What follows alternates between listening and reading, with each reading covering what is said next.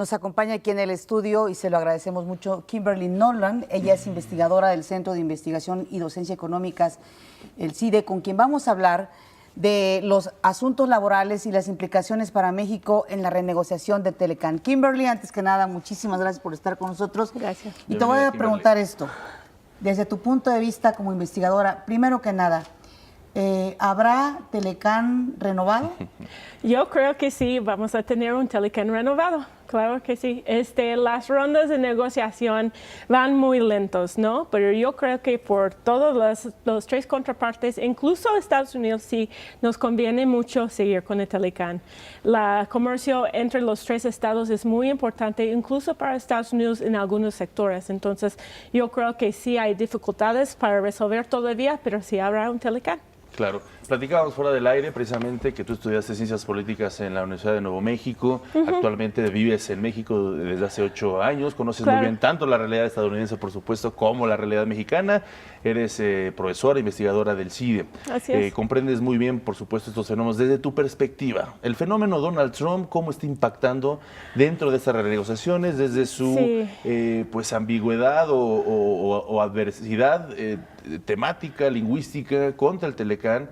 Y bueno, pues precisamente tu versión de que sí va a haber Tratado de Libre Comercio. Yo creo que sí ha sido como muy complicado tener Donald Trump enfrente de Estados Unidos para realizar esto. Primero que nada es una invención de Donald Trump, que abrimos lo que es el Telecán. Viene muy de sorpresa a México y Canadá, porque realmente no fue previsto.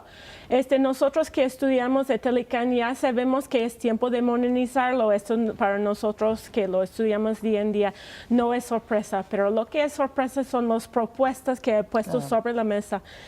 La de abrir, por ejemplo, las reglas de origen no es el problema más importante de Telecán.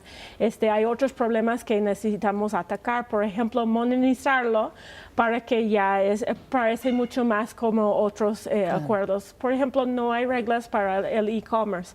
Eso es algo que se necesita introducir en el Telecán para que sea un acuerdo que abarca todo el comercio que hacemos en América del Norte. Necesitamos, por ejemplo, algo que se están hablando en esta última ronda, son los arreglos de aduanas. Es muy difícil para las pequeñas y medianas empresas hacer la documentación para poder exportar en América del Norte. Tenemos que modernizar estos procedimientos también. Esto es algo que hemos hablado, pero de que quiere hacer propuestas que realmente están en contra del libre comercio, que son proteccionistas, que ponen a Estados Unidos primero. Esto es nunca visto antes, ¿no? Y es muy difícil para que lleguemos a un acuerdo. Claro, Kimberly, como tú lo has dicho, era necesario modernizar el Telecán. ¿Por qué? Porque las condiciones en las que se firmó en 1994 son muy distintas a las que estamos viviendo ahora. Esa es la parte lógica. Yo te pregunto, todas estas propuestas que tú nos comentas van en contra del libre comercio por parte de Donald Trump, ¿son parte de la negociación? Es decir, ¿son parte de las estrategias que tienen precisamente los negociadores para ver qué ventaja pueden sacar? ¿Crees que sea eso? Yo creo que sí, es exactamente lo que pienso, Pati, muy bien. Yo creo que Donald Trump, a lo largo de sus años como hombre de negocio, se ha hecho esto como su estrategia para sacar provecho de sus contrapartes, ¿no?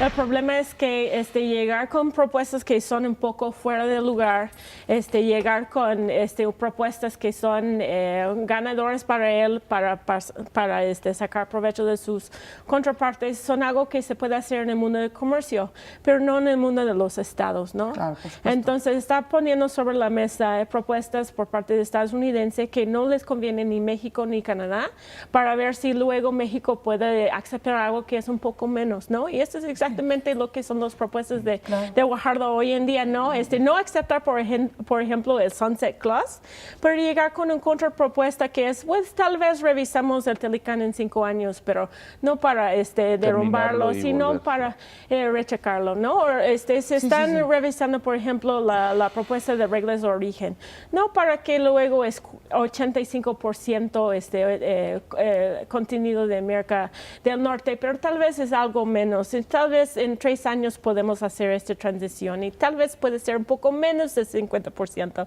de contenido de estadounidense.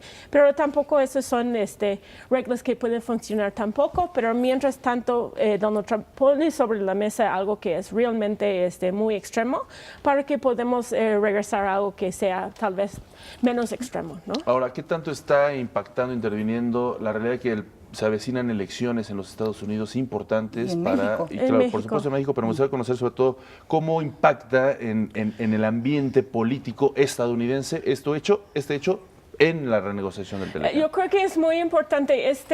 Yo creo que las elecciones en México son mucho más importantes que los de Estados Unidos por el sentido de que se están renegociando en una administración en México que luego tal vez no lo va a firmar.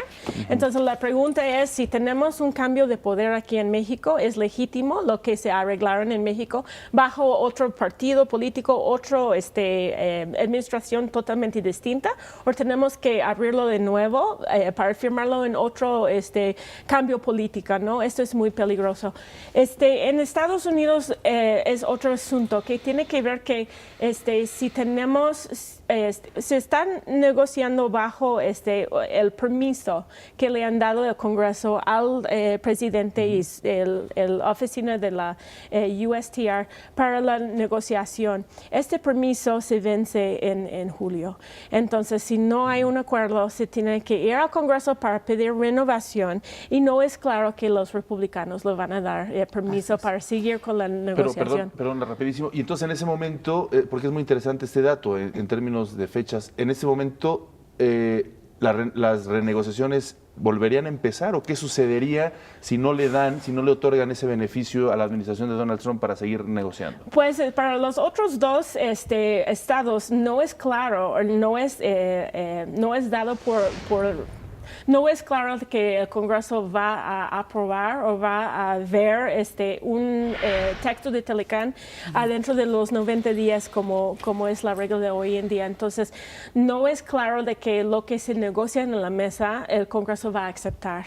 Entonces, se pone muy en jaque de que se puede pasar un NAFTA renegociado. Ahora, yo te repreguntaría esto. Bajo las condiciones políticas, que son los procesos electorales, bajo las condiciones que impone Donald Trump como empresario, más que como presidente, sí. ¿Para cuándo consideran ustedes, como expertos, que podríamos tener ya el TELECAN? Primero ratificar el TELECAN sí. y después un TELECAN renegociado. Pues la última ronda se están checando para realizar en los fines de marzo. Ese tiene que ser la última, porque luego se va al Congreso en 90 días. Tiene 90 días para considerarlo en Estados Unidos. Los tiempos son más largos en México y Canadá, pero eso no decide lo que es el ritmo. Es Estados Unidos que decide el ritmo, porque ya tenemos como una ley comercial que decide qué tenemos que hacer nosotros. Entonces, en este paso tenemos que firmarlo para que ya está dentro de esta ley que mencionó que vence el 1 de julio. Entonces tiene que ser entre los fines de marzo y julio que está ratificado. Claro. Bueno, pues sin duda alguna una etapa muy importante. Ahora, se abrió de hecho un espacio para diciembre, ¿no? Algo que no se esperaba que la sexta ronda fuera hasta el siguiente año, pero se abrió este espacio como de soporte, ¿no? Amortiguador. ¿Qué esperamos en esta semi-ronda de renegociación, si lo podemos llamar así? Pues hay 28 mesas que tienen que realizar su trabajo y por lo que entiendo hay mucho trabajo por hacer todavía, no han terminado ni uno. Entonces no se están invitando los ministros porque los equipos tienen que hacer el trabajo de renegociación, hacer propuestas y contrapropuestas. Sí hay espacio para llegar a acuerdos en una de esas mesas, pero hay mesas todavía que son muy controvertidos. Oye, y ayer no sé si escuchaste al expresidente Carlos Salinas de Gortari hablando un poquito mal del equipo negociador de los Estados Unidos en términos testimonio de que pues no estaban a la altura de las circunstancias. ¿Tú Yo qué opinas? creo que esto es una impresión que tenemos todos, o sea, como digo, la negociación no han hecho política, lo han hecho una forma de llegar con propuestas y hacer la economía que es más grande de los tres, que podemos llegar a un acuerdo a nuestra pinta, y en el mundo de Estados no es así. Sí, no, y hay que tomar en cuenta que Carlos Salinas de Gortari fue quien impulsó y quien logró este acuerdo con Estados Unidos y Canadá, y que además lo conoce desde las entrañas, es su conocimiento, él sabe exactamente qué esperar y qué no esperar de estas renegociaciones. Así es. Kimberly. Así es. Bueno, pues muchísimas gracias, Kimberly Nolan, Gracias, por Omar. estar con nosotros. Muy interesante, muy sincero tu diálogo. Siempre hablar con alguien estadounidense es muy importante para saber cómo se está visualizando desde aquel lado de la trinchera. Pero gracias por tu apreciación. Gracias. Esperamos seguir en comunicación Gracias. Gracias, Pati. porque las rondas continúan. Gracias. Gracias.